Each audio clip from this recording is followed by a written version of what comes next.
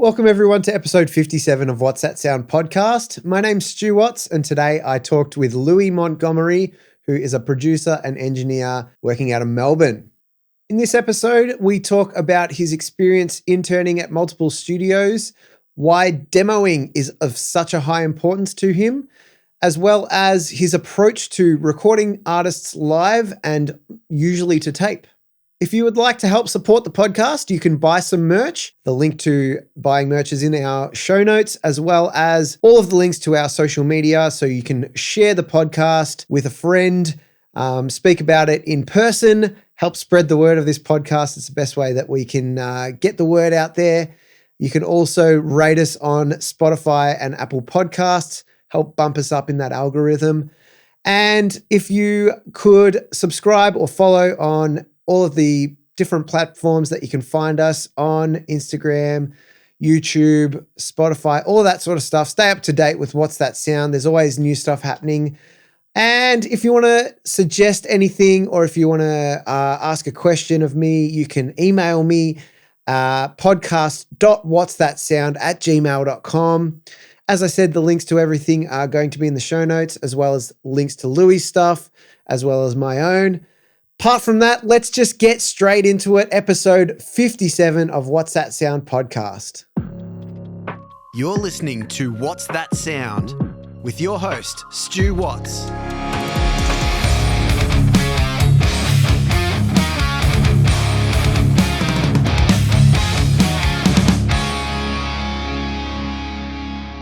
What's going on? I'm here with Louis Montgomery. Louis, welcome to the podcast. Thank you for having me. Thanks for being here, man. No worries. Yeah, it's we, good. We made it happen. We met at finally at the MPEG Awards this year, and that was cool. Yeah. It's a good time. It is. Yeah. I mean, look, getting all the way to Sydney is exhausting a little bit. It's nice when it's around the corner, but still, nonetheless. That's it. Yeah. Well, for anyone that doesn't know who you are, give us a little bit of a quick rundown of what you do in the music industry. I guess I'm a music producer, recording engineer, mix engineer. I don't know. Just help. Work on stuff. Yeah, help people get their music into the computer, I suppose, and then later onto the internet or onto a vinyl. Yes. Yeah. Very good. Well, take us back to when you were a little guy. Uh-huh. What was that like? And with music specifically, was there stuff going on in your house? Were your parents into it? What were you listening to? All that sort of stuff. Sure. Yeah. Okay. My folks kind of forced me to learn the piano when I was like maybe 3 or 4, which is pretty young, I think. So kind of like pre-memory stuff a little bit. And I don't know, mum's a Beatles tragic, dad, Joni Mitchell, Leonard Cohen. Cool. And so I don't know, that was the bread and butter. Bob Dylan a bit. Yep. All pretty lyric focused. I don't know. Which stripped down. Yeah, something like that. And then I don't know, I turned 10 and the primary school band, they kind of forced people into instruments then as well. Yep. So I learned the trombone. Cool. And then, I don't know, Red Hot Chili Peppers as a teenager. Yeah. Yeah, cool. And then, obviously when you are a teenager, it's a pretty influential time in your life for music. Like, what are your memories of that? And, did you start joining bands or anything like that? What was that like? Yeah, I mean, I guess, you're 14 and you're looking for some way to be cool. So learning the guitar is certainly cooler than the trombone. And that, to some. Yeah, well, to most. Yeah, to most. Let's I mean, face it, Real Big Fish were already starting to cycle out a bit by then, I think, And I mean, maybe Scar's coming back in now. Yeah, but look. the edges of it. Yeah, Nonetheless, the guitar felt like a safe bet. Yeah.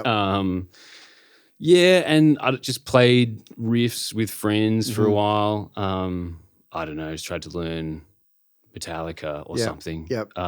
Yep. And I didn't really start playing in bands probably till maybe the end of high school, year 10. Just, I don't know, rock, metal stuff even. I don't know, Let's just say alternative. Alternative, sure. Yeah. Pop it in that basket. Yeah. Is that Is there clarity there? And that, like, when, you're leading into getting out of high school, is that when you started to take music more seriously or? Yeah, look, I was like relatively good at the trombone. And so I like played in kind of the ACT concert band, Yep. which is like, I guess the state level version, and some orchestras and the like. And I guess kind of, yeah. And was there study involved as well, like apart from learning the instruments? Yeah. I mean, I learned through high school, but there was also some kind of higher education, like early access programs through the ANU. So I did those through high school as well, and some private lessons. And I guess, I think probably from pretty early felt like I was wedging a niche in music as the thing that I was excelling at beyond the other things in my life. Yeah. And so out of high school, did you study, you said higher education, did that look like, was that just like theory? Was it performance, or did it go into production? This is post like me going to university? So I studied a Bachelor of Music at the School of Music with a major in recording, which is kind of a funny thing to do. It was just something they offered for a very short time there. I guess in the lead up to that, I'd done a little bit of recording stuff. I was playing in like a little band trio, and I guess it had just fallen to me to be the person to take care of the more technological elements. And so I kind of fumbled my way through that for a while, but I didn't really realize it was a job or something you could do. Even when I started studying it, I feel like I didn't even know that that's something you could do. It was just like a handy skill to have or something. But I mean, and going through the School of Music meant most of my peers were musos. And but also focused on instrumental studies in one way or another. Like the recording cohort was relatively small. So a lot of theory and history and like oral training, which was really something I wish I did better. I dare say it's probably the best thing I've done at university. It was like 3 years of just like sight singing atonal nonsense and crazy like clapping rhythms. Like I'm never going to see a septuplet in my life, you know. But I mean I wouldn't be able to do it now. But at the time I could sight clap. I think for me that was like learning drums was, and my teacher was very big on sheet music and like learning how to notate and stuff like that. Was probably my version of it. But like I didn't get. My opportunity to learn oral stuff was just in high school. I did a vet course, which was like the Cert 3 of music industry skills, and part of it was that like scales and intervals and stuff like that. But I don't remember being good at it. But I think now doing what I do, it's something that I really wish that I had, because I notice when people have that ability to have like relative pitch and stuff like I'm like, fuck, I don't have it. but look, you don't need it. But you don't need it. But also, it's not too late. It's never too late. That's right. You that's always right. keep learning. Exactly. And that stuff you got to keep practicing to keep it good. But you can start that whenever. That's right. I've got some books. I'll lend them to you. Yeah. Okay. Perfect. Well, what is your memory of school? I guess a lot of people have different kind of experiences and different thoughts about education. I think that it's important, and it frames kind of how you move through the professional music world somewhat. And that is to say, do I think of it as valuable? Well, I mean, what are your memories of it? Like your experience of it, positive, negative? Like what are the things that Look, I mean, I don't know if going through a university and like a school of music that had a very conservatorium model is a particularly typical way of kind of getting into this world very much. I think the kind of the more the SAEs and the technology schools is kind of your pathway. So it's hard for me to compare what it would be like comparatively, but comparatively. But I thought, I mean, I loved my time at uni. And I think it's really it's not that valuable to be able to read music or score things, but it has come in handy. And I think my feeling is broadly that the job that I'm in now, the more that I know about anything or everything, the more valuable I am to people. That's right. Yeah. So going through that has been good. I think I've got the technical skills. I mean, you can kind of, you can learn a lot of the names of microphones and whatever else just by reading the internet. Like Gearspace, I think probably all of us at some point spend a year or two just like trawling the forums, just kind of, all right, 1073, 1176. Yeah, it's true. Yeah, learning about the different transformers and the history of the factories, like, why real 1073 is better than a whatever remake. I mean, obviously all of that's a bit whatever, but you get on top of it. Yeah. You just do that, and then, I don't know, you just pad that technological information with, I don't know, things that are broader. Because I guess the job in a lot of ways is connecting with people and making sure that they're going to be able to connect with themselves and then an audience somewhere. That's a great point. Yeah, absolutely. And so, you said you were always the one in your bands that was taking care of the technical stuff. When did it get more serious? Like, tell us a bit about that pathway into becoming an industry, like a music professional. Yeah. Look, again, it's hard for me to really. I feel like I've just found myself where I am. Like, I never really made any major conscious decisions. It's like, this is what I'm going to do next because this is where I want to be. Yep. But in my second year of uni, my lecturer needed to pick someone from the class to help as like a kind of technical assistant on like setting up for lectures and like doing some recordings around the school, and like he asked me to do it, which was very lovely. And I guess that felt like suddenly things had leveled up a little bit. Like I was getting paid to roll cables and that felt pretty important. And then Canberra being kind of a relatively small space musically, there's only a couple of producers really at any one time, and it can only really take a couple at any one time. Yeah. But I think maybe at the time when I was coming up, there was really not that many, maybe 2 or 3 others that were really having a go at it. So it just kind of kept getting asked by people. Yes. And I guess, I don't know, like 5 years went by. And I was like, all right, I guess this is what I'm doing now. True. Yeah. And so like being in a small community, is it like obviously everyone knows of each other? Yeah. And are you doing sessions together? Is it more that you're assisting them on what they're doing? Like, or is it just collaborative? I think probably I didn't even know how to delineate between any of those things. It was so, it just like, happened. so, and not much precedent or like guidance as to like, this is your role, this is what you do. Like if you go past this threshold, make sure to mention that you want to produce a credit and it comes with this many points. Like none of that. Nah. You just go into a studio. I was like, oh, look, let's start at $13 an hour because that's a comical and unlucky number, And I guess just like over time I would add money, small amounts to that hourly rate. Okay. And so now I charge $17 an hour and Times are tough, yeah, man. exactly. Yeah, you gotta do what you can. Yeah. That's funny. And I guess, learning it all yourself, I have a similar thing. I didn't do any real assisting jobs, and I know that you eventually got there, but like I think when you're first doing it and it's just like try everything, it's a very cool way to learn because you are paying so much attention to everything that you do, but also not knowing what you're doing. It's very confusing at the same time. And I think a lot of people, especially these days, are doing it that way. They're just kind of buying an interface and a mic and seeing what happens. Like, totally. Yeah. I mean, look, I'm sure he's not unique in this thinking, but, David Bowie talks about trying to keep himself just slightly, with his head just above water, like kind of just tiptoeing and keep like just out of his depth. Yes. Yeah. And I think that that's just a very creative space to be, and I imagine was quite good. I mean, you kind of slip in and out of being way out of your depth and, kind of feeling a bit comfortable and complacent. Like that's just, but on average, I try to keep myself, just out of my depth. Keeps it fun and exciting as well. Yeah. Like, never know what's going to happen.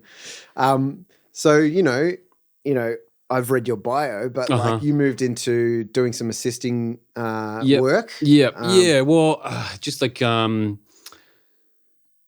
halfway through my studies at the School of Music, the bean counters in Chancellery decided to fire every academic staff within the building. So they like a lot of the like options for classes disappeared, and you could have your own like self created kind of right. courses to do like late in the degree. Okay. And I just turned all of mine into interning and assisting jobs. Oh, so great. I got credit and That's awesome. yeah, I mean, it was good. Yeah, look, for the most part, I think firing all of the staff at the School of Music was a bad idea and bad for music generally. But for me, I actually benefited a lot because I got all this self-directed time and like almost unfettered access to the recording studio, which was handy. Yeah, totally.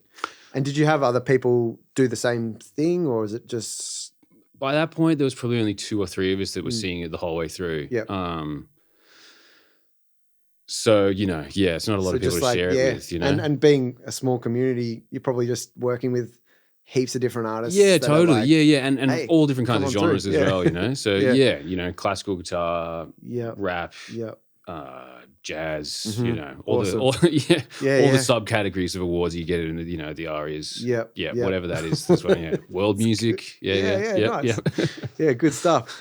And then how did that lead into you doing, you know, assisting work at, you know, different studios? Oh, sure. Well, then I applied to do the internship program at 301, which I don't know if that exists in the same form as it did then, but yeah, it was quite like a structured, militant kind of hierarchical thing. You go in, kind of, you know, sweep the leaves, check on people for lunch, what they need, and then you get some days where you got kind of to ask a whole lot of questions of someone and kind of do some mock sessions, which was cool. And that really started to blow my brain apart in terms of like what studios could be like and kind of collaborative hubs, and also just like suddenly learning and seeing all this equipment that I was like had never you know, like like a Neve 88R, like is kind of almost a terrifying kind of Darth Vader-ish thing for a short while.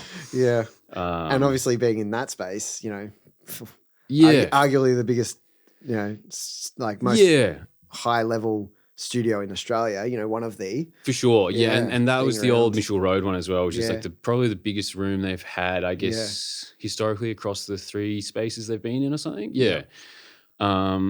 It was really good. It was really good. And then that wrapped and I went to the Sing Sing one and just kind of, and that was also super lovely. And it's really nice to kind of have suddenly start drawing some comparisons between different studio spaces and environments and ethos in a way as well. Because that one really had a kind of mum and dad energy, because Jude and Kai really were the mum and dads to so many engineers around Melbourne for a long time. And still are in a lot of ways. But same scale. But like I wouldn't necessarily describe that as assisting, but it's like, you know, interning, sitting in, watching. And also then at Infidel Studios, which is technically in Queanbeyan, New South Wales, but it's effectively a Canberra studio.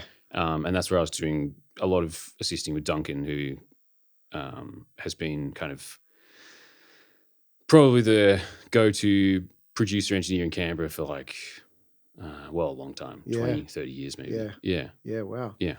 Well, you know, take us through some of those, not necessarily sessions, but some of these standout memories of that time, like interning and assisting, like learning all this stuff, you're seeing all this new gear, you're seeing all these amazing musicians and stuff. Like, what were the things that stood out to you that you still carry with you and remember from that time? Yeah, I mean, I guess like to start with, going through it and being kind of obsessed with trying to remember all the numbers and the names and the functions and the qualities of these different bits of outboard, and kind of starting to put together a list of things that I would, you know, put in my dream studio, and then kind of checking with different producers and engineers about what they thought. And most of the time just getting back this, it doesn't really matter, you know, like it's good to have a good vocal chain that you can rely upon and that you understand. But for the most part, like that stuff is not essential. It's just like fun to play with, you know? And that it's, the people and the way that you engage with them that really makes the most difference. Yeah. And seeing a whole bunch of different, you know, professional full-time producers and engineers and stuff doing their thing would have been quite an experience to see, because, you know, everyone's got their different way of doing stuff. They, you know, even the actual workflow, the way that they deal with people, what's important to them in a session and stuff, you know? And kind of seeing how, like, what were the things that they would make decisions on really quickly and what they spend time taking slowly or really. Yeah, that's interesting. That was always the thing that I was fascinated by, I think, because sometimes, they'd just like switch through, go, oh, yeah, that's good, whatever. Or like, we'll deal with that later. Or like, and then other times just like 45 minutes, like just tweaking a microphone. Like, it's just like. And did you notice different people doing it different ways or was it like pretty much everyone kind of had the similar sort of workflow? I mean, I guess. Probably like both, I guess, like probably everyone, I mean, once you have two people, they feel vastly different because you only notice the differences, but then over time you see more things and they become kind of similar again. And it's also dependent on the client that they're working with and stuff like that. Yeah, I guess so. Yeah. Well. And just like the thing I think probably was the greatest was watching people's like file management and session workflow cleanliness. That I just like, just stole a few different things from a couple of producers and that has like made just a world of difference in my life. It is crazy how those things backing up, like all the little things like keyboard shortcuts, they're the things that really make the difference between someone that's really good at their job and fast at their job. And being fast at your job is probably one of the more important things to be as an engineer. Yeah. Knowing how to navigate a session really quickly so that the client doesn't even have to think. Yeah. Or even better if you can navigate it so quickly that you don't have to think. Yes. Yes. And then troubleshooting quickly as well, I guess is the thing, knowing where things go wrong. Well, did you see, we'll move on in a sec, but in those times, did you see instances of things going wrong and how people dealt with it or, the specific interpersonal stuff that maybe it was like, oh, shit, I didn't know that this was a thing, that this would happen? I'm trying to think. I guess there's been a few occasions where there's been real personality clashes and I've seen it be maybe resolved in ways that were good and not so good or like maybe it's not particularly productive. It's hard without being specific. But maybe it's just also like self-preservation. Like I've just blocked it out, like don't want to relive those moments again. But I also think that like, people largely, especially now, I try to work with people that I mostly already have good, trustworthy relationships with. Yeah. So the chances of us getting into an argument in a way that is detrimental to the project or any friendships seem pretty unlikely. Yeah. Not impossible though. Who knows? It's true. Yeah. And so, moving forward into your sessions these days, what does a good session look like to you now then? Like, how do you like to run your sessions? What's the efficiency look like? How have you gotten more efficient at what you do? Yeah. Look, I've put an increasing amount of emphasis and onus on demos and demoing a couple of times even.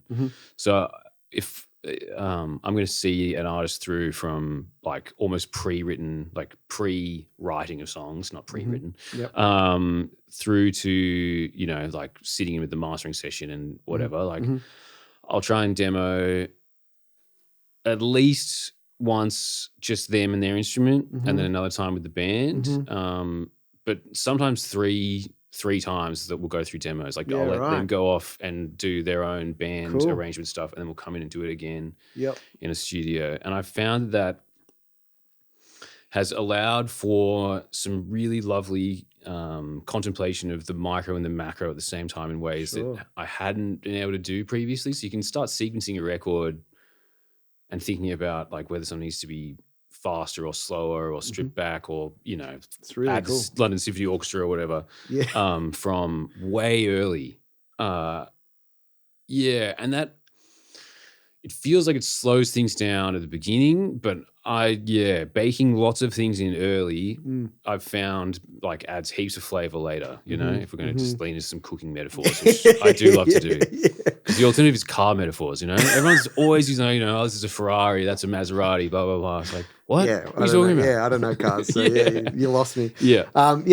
That's awesome. Such a, I honestly haven't really, the only similarity I've heard is when people suggest maybe you write this version of the song and then that version of the song. Yeah, and try sure. two different styles. Yeah. And see which one feels like a better flavor, maybe. Yeah. But yeah, I love that. I think it's keeps it really intentional. I think when you're, like if you're doing something and going, what are the standout parts of this first of all? Yeah.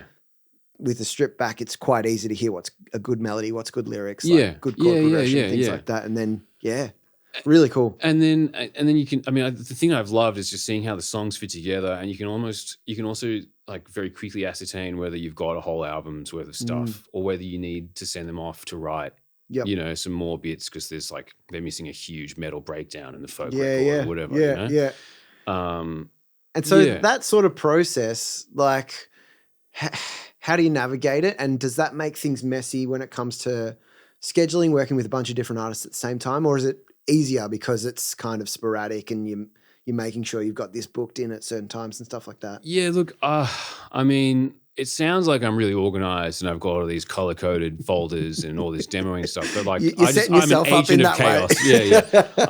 I sow as much order in as I can because otherwise it's just white noise chaos.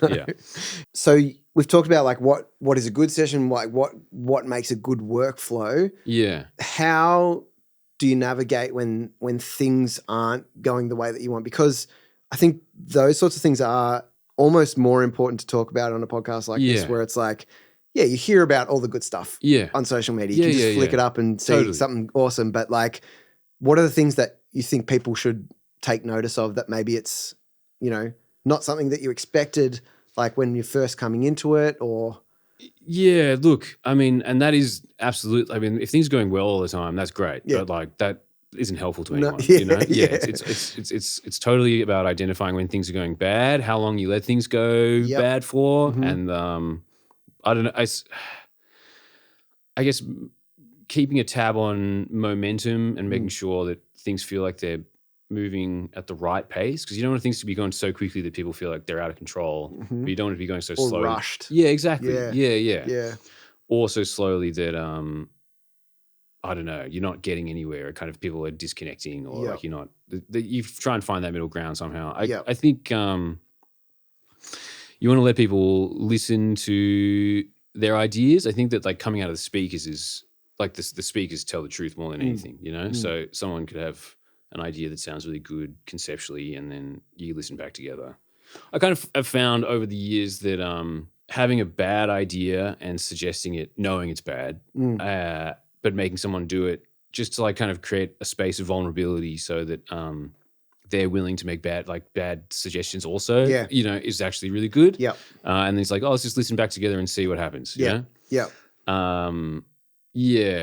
But also then creating spaces that allow people to be critical in ways, especially if you're working with bands where like dynamics become far more complicated. Creating systems for people to evaluate ideas in a way that's healthy for everyone over longer periods of time. Because like, you don't want to destroy a band to make an album. And like you said about like, I think, that the artistic discussions and disagreements are healthy in the long run. But when it comes to personality disagreements and things like that, like that's when you start to go, guys. Yeah. I mean, I just think that there's like this idea that like good art often comes at the expense of people's mental health, or you need to push people to the brink. Like you don't really, you can kind of manipulate people into like getting into spaces where they're angry or that they need to be really sad to write something sad. And I just don't know if any of that is true. Like I've never been able to do it, and I've never intentionally tried to either. But I mean it'll happen. Totally. But I think to purposefully steer things in that direction is like that's maniacal. It's like a duty of care, like it's bad duty of care.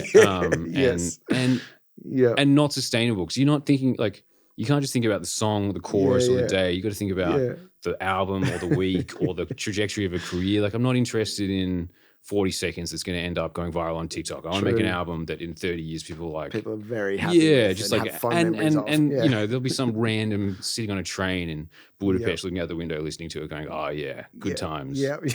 Love it. And so we talked about sessions, talking about, engineering stuff. You also mix and you do that side of things.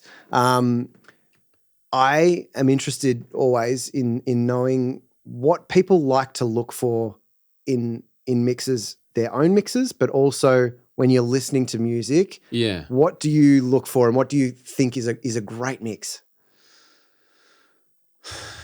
I mean, I guess a great mix is a mix that like is immersive and I'm entirely unaware of it. Like, I don't want to hear that someone did something cool, you know? Okay. I just think like even like you can have little flashes of something amazing, but really I just want it to be immersive, which I guess has kind of pulled me away from ping pong delay in a lot of ways. Because like ping pong delay is so cool. And you sit there and go, oh yeah, let's see that bounce around. But it kind of is like a flashy, like, hey, look at me, I'm the mix engineer. I've done something cool here. Yep. And I think that unless it's needed or creatively, like the song calls for like something that has that sense of production. Yep. Then I don't want to know about. I don't like. I even don't even really want to know about the artist. Like, it's just like, what's the song doing? Was this within the context of an album? Like, and ideally, I'm listening to an album. Yeah. So to me, that sounds like you're looking to, when you're working on something, is you're looking to service the song. Yeah. In a way that is like thematically, accurate. Yeah. As well as like maybe storytelling sort of in a way. Yeah. But like in the way that services the song only. Totally. Yeah. I'm trying to remove myself from, like, I want it to have personality, but I want to have its own personality. Like, I don't want it to be my personality if I can avoid that. I guess there's like broad overarching questions about how wet or dry or like compressed or kind of produced does it sound. Yep. And you kind of can zero in on that a little bit, like woody or like kind of metallic or something. But do those conversations happen with the artist, or you're just going with it and you go, this is my judgment on how I think this one is going to sound, and then it comes to the conversation? It changes artist to artist, project to project. I guess as I get hopefully wiser, but certainly older, I'll try and kind of at different points check in ways and just kind of get a read of what people like about things. And I'll do rough mixes that I hope are pretty good. I do a lot of processing on the way in, so things usually don't sound drastically different. Yeah. And does that mean that the majority of stuff that you're mixing that you've already been producing and recording? Or? Yeah, it changes. I would say that a lot of the work I do is the whole way through, But and then I do kind of try and then once I've kind of been given the all clear to mix things, just like go away and hide for a bit. Increasingly, I'll try and mix the whole record and then send it to them in one whole go, or I'll do one song, send it to them, get that mostly there, and then I'll do the whole thing. Yeah. And, there's a lot of talk about, mix notes and how we help get an artist to the end point. And I'm always fascinated because my personal take on, mixing and mix notes and stuff is like, I don't know the answer, and people hire me for a reason, I guess. Yeah. Most of the time it's for that reason because they like what I do. Yeah. And so therefore, my judgment is my best guess. Yeah. Send it off, see what people have to say. Mixed notes are great to me. I think some people, and it's a weird thing to talk about because, might not affect anyone really. It could just be talk, internet talk and stuff like that. But like, I guess, what are your thoughts on it? And how do you navigate the mix notes and mix revisions and stuff like that? Look, if I send a mix off and I don't get much back, I'm like suspicious. Yeah. I'm like, you don't have any feelings? Do you not care about your own art? Like, what's going on? Like, you should be ripping me to shreds. Yeah. Hopefully, if I've done my job right, I've set up a system of notes and revisions in the editing and like producing and recording stages, so they know what is relevant for like a mixed note versus a mastering note, like versus something that was like, maybe we could add a choir here. It's like, that's not really a mixed note. That's like 2 months ago note, you know? Yes. This is the first time I'm kind of engaging with the idea that maybe mixed notes are not a thing that people like, but I just think they're great. I mean, I'll happily go mix 2 to mix 3, or I'll go mix 13, 14, like whatever. It's just like it takes as long as it takes. Whatever. It's like if everyone's happy by the end of it, it's good. You know? And I think that's important broadly as well. Like our job, we're in the service industry. It is to service a thing that is music. It's a piece of art. We're in the job of helping someone get it to the point that they saw, or maybe they didn't see, but like we're that vehicle, that vehicle to get them to that end point. And it is one of those things where the focus needs to be on what the artist is interested in. What do they want out of this? And that might look different from person to person. Some people aren't interested in blowing up on TikTok, but some people are. Yeah. And that's a different conversation. Yeah. Look, I would say that broadly, this is probably really bad for my, future prospects, but I'm not that interested in working with people that want to blow up on TikTok. Like those are not the artists that I strive to work with or that I find I'll be able to provide a good service to. Because that's just not the conversations that I'm capable of having. Maybe I'd have to download TikTok, I guess. And then maybe I can. Maybe I'll be really good at it. I don't know. Hey, you'd be awesome at it. Well, thank you. Probably not. But yeah. But I think the conversation is important. It's like what do we want out of this? I think that conversation obviously has to happen at the start and towards the end. Like, are we on the right track? Did something go wrong? There's a lot of checking in for sure. Just, making sure that everyone's feeling comfy with the direction. You don't want to spend people's money. Like, I mean, like money's becoming more valuable or something at the moment, and people don't have as much, and art is like it's not an investment. It's just a black hole of nothingness. So you want to make sure that people feel comfortable throwing their money into that pit. In terms of like, I mean, like there's the client in that there's the musician that you're looking after, but there's also like the ideas of the songs that are almost like a different entity, and you're trying to do justice to both people or whatever. Like you're servicing two different people, and like, I don't know. I think you're on the right track in terms of like looking at things in two different aspects. And I think this whole podcast really, we've kind of been very broad about stuff, because it's like,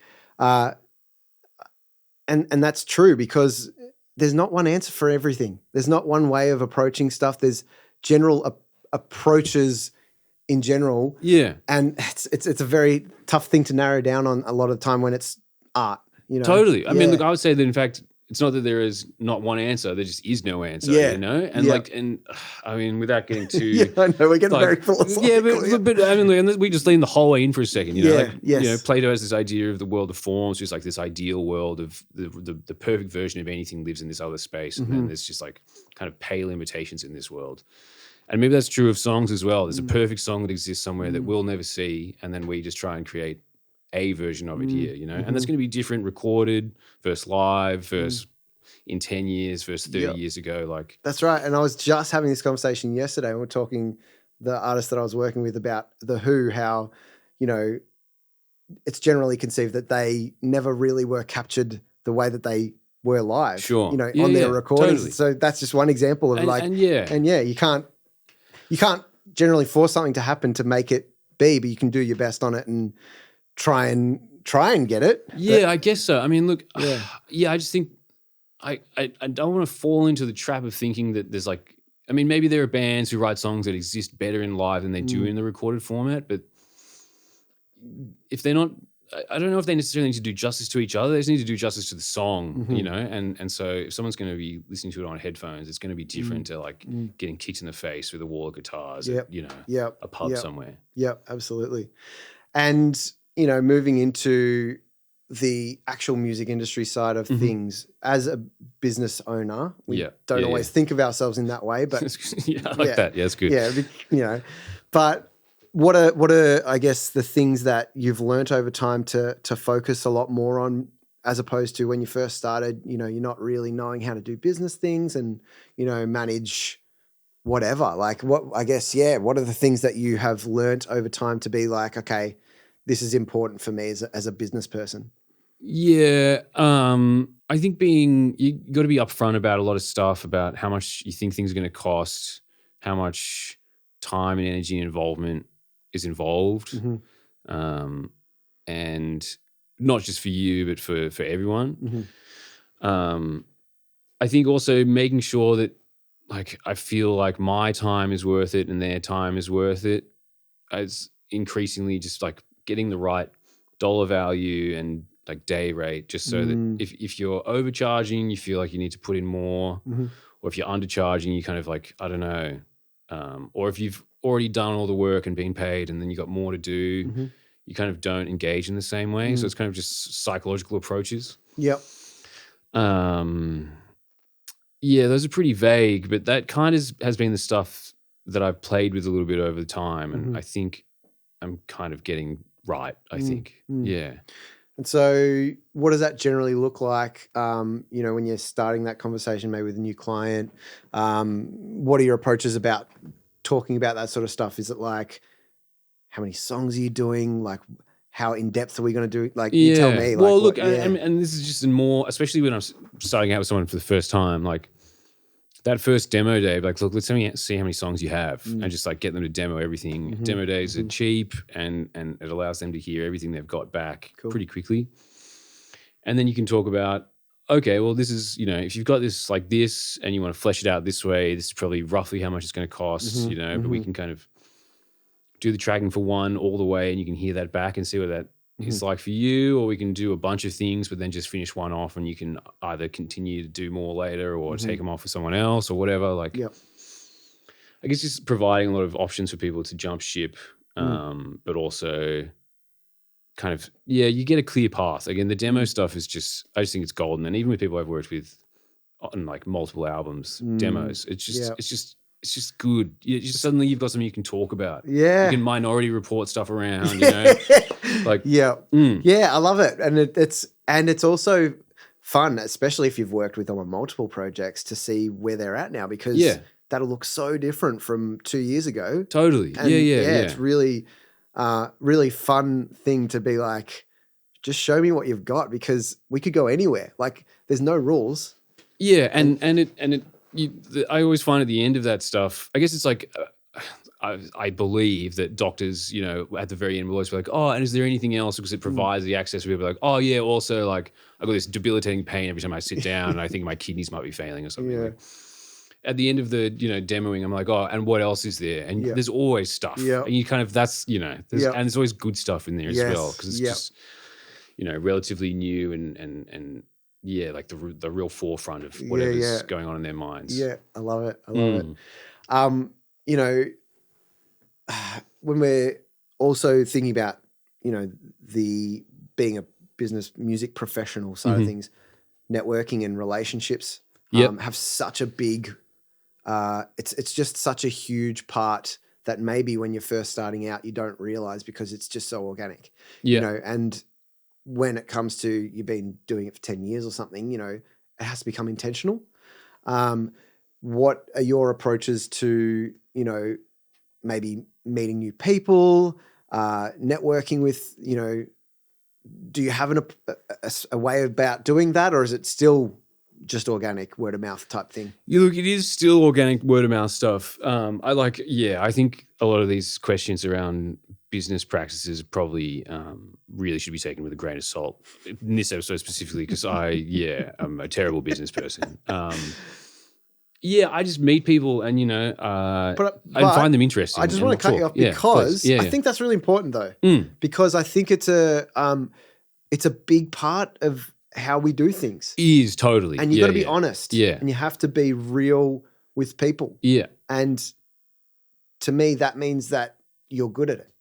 Because if you weren't, you wouldn't have, you wouldn't be able to keep doing it. I guess so. There's a whole lot of little things that have kept me, in the game this long, I suppose. And luck and, the charity of others is a lot of that as well. And a safety net that, like, my parents own their house. So, you know, if I really get into trouble, I can go and move. Like, obviously that would be horrible, but I could go and live with them again. Yeah. You know? Yeah.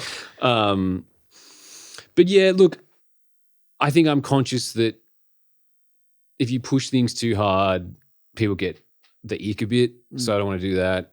You know, I talk to people about what they do with their lives and what I do with my life. And sometimes that means that later on they'll want to work with me in some capacity. And that does happen. But, you know, you kind of, I just think if you have good conversations with people, then who knows where and when that will turn into something later on. You know? Just don't be a bad person or like say anything really racist ever, you know, or whatever, you know? Just don't be racist. Even better. I would say that's even better. I say yes. No, I don't. I love it. And you know, it's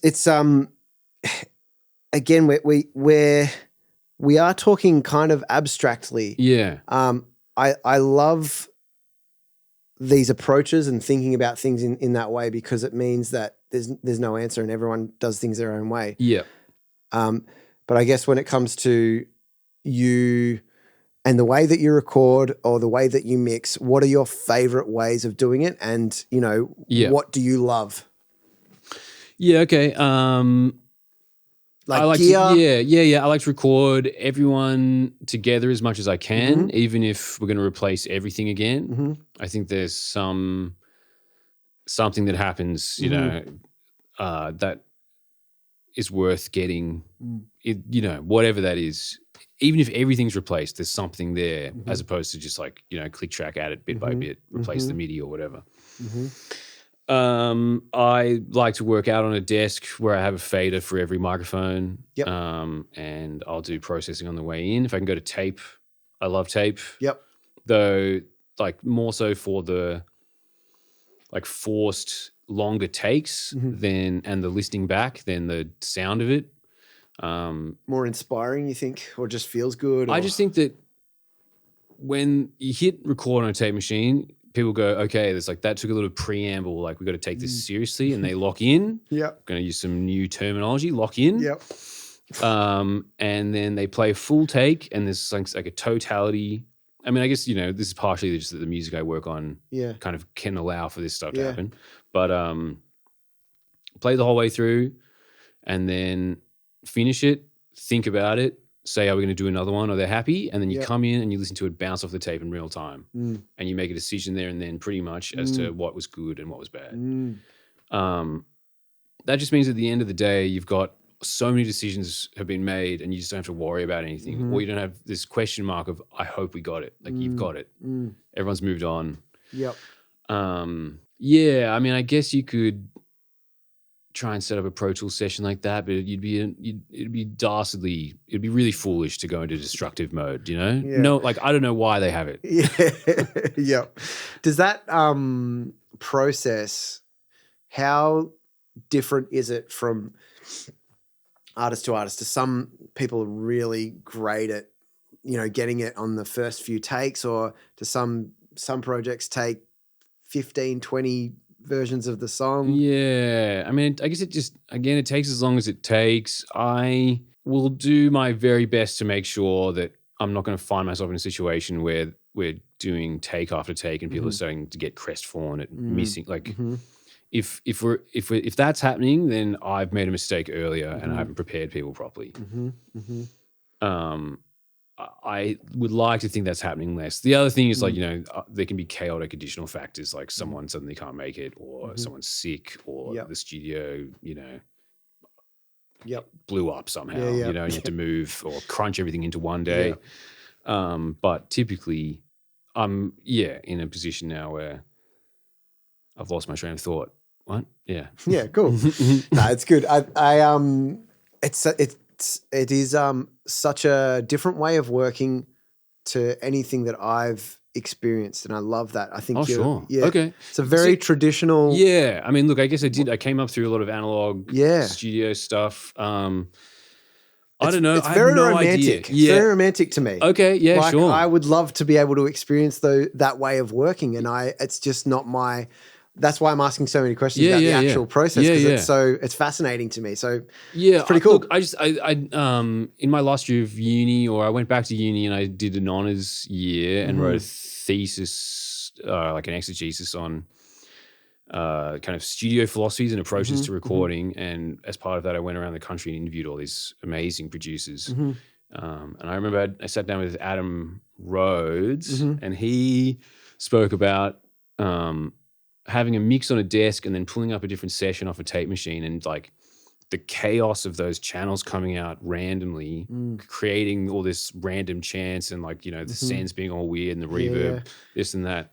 And that's a really, like, accidents like that are very hard to like take advantage of in computers, because it's just like a computer will shut down or something. It'll do it exactly the way that you want it, that you kept it before. Do it. And so I mean, and so I've kind of lent into the accident chaos possibility thing. You know, I mean, have really neat, orderly recording sessions. Yes. But yeah, chaos and accident and leaning into just things happening wrong. Yep.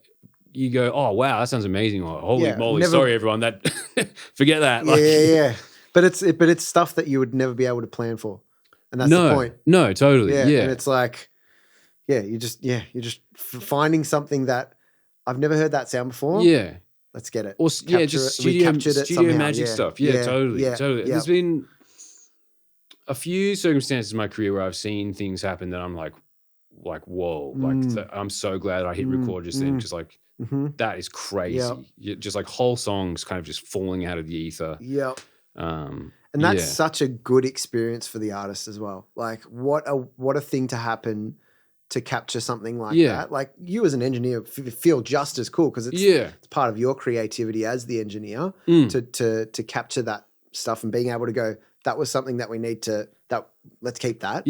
As opposed to, that was an accident. Delete it. Totally. So what a cool thing to experience for the artist. So trying to maximize that. It's like, you know, you're just holding bottles everywhere and like lightning could strike inside at any moment, you know? And I think that is something that definitely gets lost. Even something as simple as just recording a guitar amp as opposed to DIing its guitar. And like, you know, you just never know what the speaker's going to sound like that day, or something. Like you might tweak a knob that you've never touched before, and like you couldn't do that in the DI guitar because it's all preset. Yeah, plug it through the wrong thing, send it through something backwards. Who knows what's going to happen?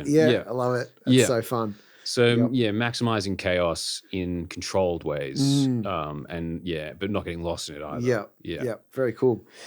Well, you know, talk us through what's coming up in the near future. What are you excited about? Are you working on anything that you can talk about that you're like, this is going to be sick, keep an eye out for this? Look, it's hard for me to talk about like things coming out with days. I don't know when this is going to come out. But this won't be for a little bit. Okay, great. Yeah, sure. Well, then maybe there's a KP Hyde's Records, like a rap hip hop thing. Spent the better part of the last year working on. It's been really cool.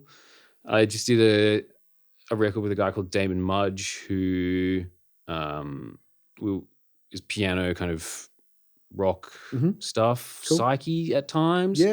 But we tracked those drums at the new Sing Sing, which is really nice. Because like it's kind of a full circle-y thing for me to kind of I mean, I like kind of helped tear up some of the carpet in that place when they were building it. So it was nice to lay something down. For sure. I don't know. This stuff. I mean, I forget without my diary in front of me or like my Dropbox. I don't really know what I'm doing or who I am. And in terms of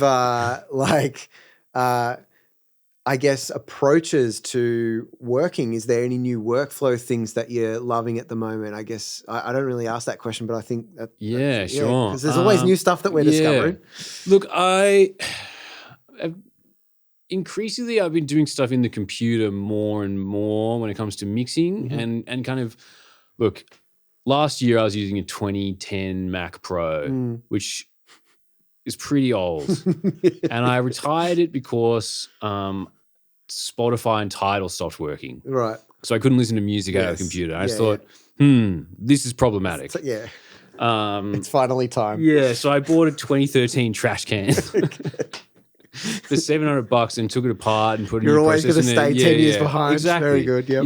Yeah. So I'm vintage computer. Well, terrifying prospects pulling one of those things apart. But anyway, it works. Yep. I'm up to date. I think I've got an OS that's only like 5 years old or something. Yep. Cool.